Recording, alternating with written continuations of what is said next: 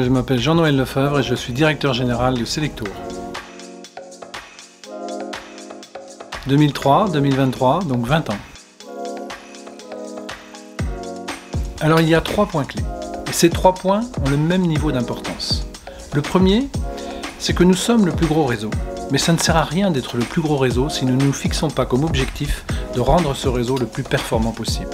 Depuis 5 ans, il y a eu des avancées qui ont été faites, mais nous devons encore progresser sur la performance des contrats, la qualité de nos points de vente, le parcours client en agence. Ça, c'est le premier point. Le deuxième point, c'est de diriger et manager les équipes en ayant pour objectif de toujours apporter et assurer le meilleur service aux adhérents et aux partenaires dans le cadre des contrats qui nous lient. Et le troisième point, c'est de pouvoir assurer et de garantir une bonne gestion de l'entreprise tout en ayant comme objectif de maximiser les revenus de nos adhérents et de pouvoir distribuer des dividendes en fin d'année. Ce que je préfère, c'est quand avec l'ensemble des équipes, nous arrivons à embarquer l'ensemble du réseau et les agences dans une même et seule et unique voie. Car cela veut dire que nous réussissons à faire avancer le réseau. Il est difficile de prévoir l'avenir, mais une chose est sûre, c'est que le voyage restera toujours dans l'ADN de l'être humain. Et face à ça, Selectour saura toujours s'adapter à la demande du client.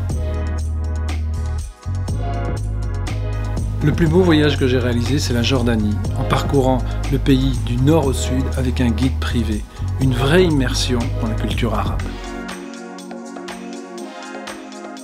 Chaque année, lors de notre congrès, nous faisons venir une personnalité politique.